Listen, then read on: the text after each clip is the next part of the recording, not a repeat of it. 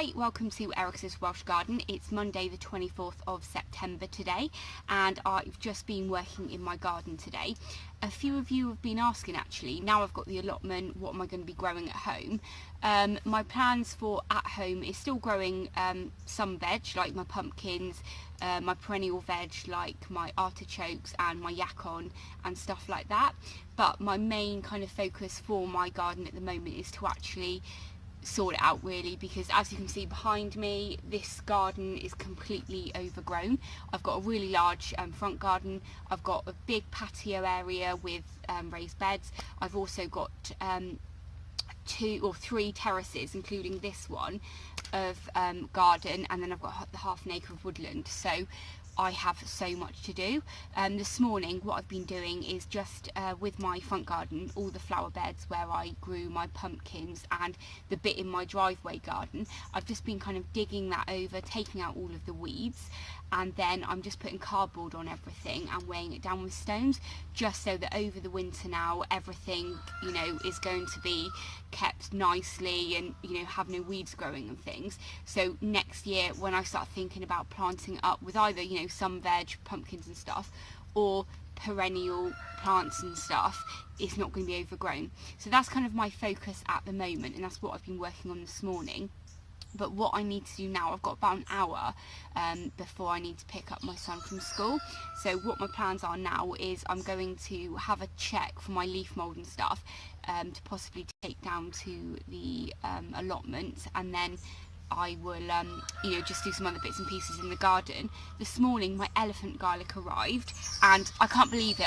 I've never obviously seen it before in real life, but I've seen loads of you have it on the videos and stuff. But this is the elephant garlic, and this is a normal garlic clove, well, not clove, a garlic bulb. Look at the difference. I can't believe it. It's absolutely huge. So I've not worked out where I'm going to plant these yet. I've got nowhere kind of ready, so I'm going to have to think about that over the next week or so, so I can get them in. But anyway, what I'll do is I'll show you what I've been up to in the front garden this morning, and I will then take you on my journey for the rest of the day. I did buy 2 330 litre compost bins as well, because I get on really well with them, kind of the Dalek ones. So I've got one at the front in the front garden, and I've got one to bring up to the back garden, so I better do that now actually, and then I'll show you what I've been up to. So before I show you what I've been doing in the front this morning, I need to harvest my carrots. I think I put them in May. I just put loads of seeds down in a recycling box container, and I didn't thin them out, completely ignored them. All I've done is water them. When I had a look at them the other day, I noticed that some of the tops have been nibbled, so I really need to get them pulled out now. So I'll just show you that now. So these are carrots. I don't know how well you can see them in here, but yeah, there are a couple here that have been like completely nibbled, so I'm just going to get them out now, and we'll see what we've got.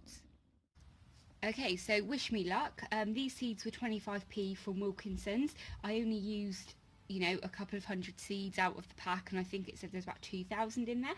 I can't remember the variety, so I'll just put it on the screen for you. So yeah, I've only ever grown carrots once before, and they got carrot fly, so oh lovely. This one looks very nice, a little bit stumpy, but no signs of any disease or anything. So I'll just pull these all out now, and I'll probably speed it up for you because you're not going to want to watch me slowly over 5 minutes taking these out. So I'll speed up now, and then I'll show you what they look like after.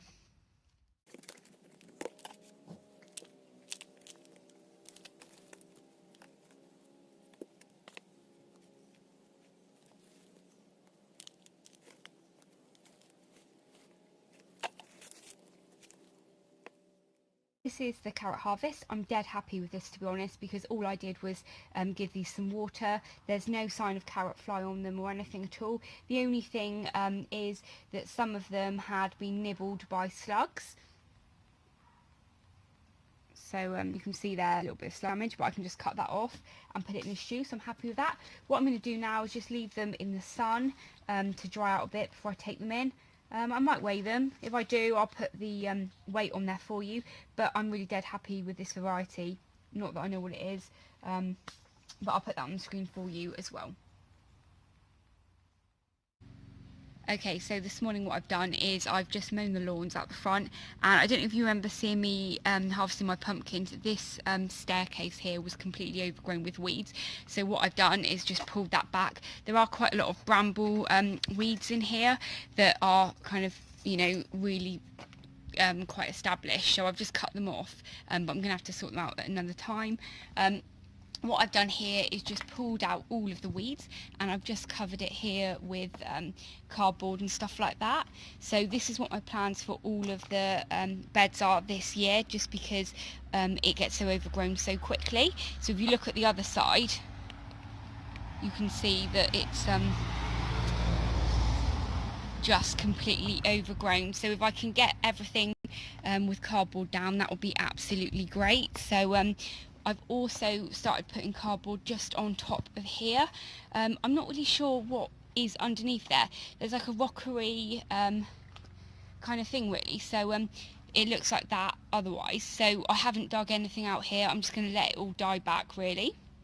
So that's kind of the same across here. But I also, over kind of the last couple of weeks, every time I've had some spare time, I've just been coming out and digging all of this out. But as you can see, this is what I'm up against. So if I can just get everything into kind of this position over the winter, I can then keep it all down until I decide what I'm going to be doing with this area. Hiya, sorry about that cut there. On Monday when I was filming the front garden, I ran out of memory on the camera and it's taken me a couple of days to sort it all out.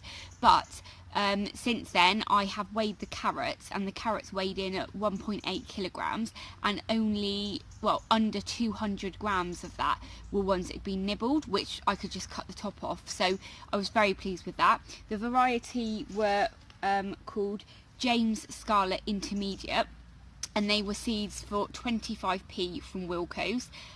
This one's an unopened packet, so I got a couple, and I'm definitely going to be growing these again next year. We get through carrots quite a lot in our house. My son has them like pretty much every day, like just from the fridge uncooked. So if I could grow lots of those next year, I'll be very happy. If there's any other varieties of carrots that are worth trying, let me know. Also, I forgot to say that when I was clearing the pumpkin patch on the stairs out the front the other day, when I was pulling back the pumpkin kind of stalks and leaves, I found 2 more pumpkins that I didn't know that I had. So I'm very pleased with that. This one I think is 1.8 kilograms or 1.4 kilograms, but this one made my scales go funny, so it's obviously over 2 kilograms. So this is a Chioggia type one, and I haven't weighed the bigger one, so I need to sort some scales out and you know, find out how much they weigh, but I'm guessing they must weigh more than 3 kilograms together. So I'm so excited to have found 3 kilograms of extra food that I didn't know I had. I use quite a lot of pumpkins actually and squash in cooking, so that is an amazing find. When I was looking for my leaf mould the other day, unfortunately the leaf mould that I've collected last year and the year before were pretty much still full leaves all squidged together. Definitely next year or this year when we have the fall, I'm going to mow them all so they're much smaller. But what I did do was pop up to the allotment after I had filmed on Monday, and I did put some leaf mould around the rhubarb, just because it didn't matter that it would mat together a bit really, because, you know, it can just go over the rhubarb like that and continue rotting, and because it was a bit matted, I could make sure that it left kind of a lovely kind of space around the crowns and stuff, so it wasn't going to rot it or anything. And also I went up to the allotment last night just to water the bulbs and everything really, just because when I put them in on Sunday it was raining while I was putting them in and things, but since then we haven't had any rain. It's been absolutely lovely weather like this. You know, it's really warm today, so last night I went down to water the, you know, shallots and onions and the garlic, and actually some of the onion sets had already started putting roots down, or like, you know, starting to put their feelers out really. So that was really good. I gave everything a water now, and I probably don't need to worry about kind of popping up there you know, for the next week really, which is great because I don't actually have any time spare at the moment. Anyway, I'm chatting on now, but I just wanted to finish up with just letting you know all of that really. So if you're still watching, thanks very much. I hope you're enjoying watching me in my journey in my little Welsh garden, or you know, my woodlands or whatever, and also my allotment. So thanks a lot, and if you're new to my channel, don't forget to hit that subscribe button, hit the bell so you can be notified of all of my latest videos, and thanks very much for watching. Take care, bye.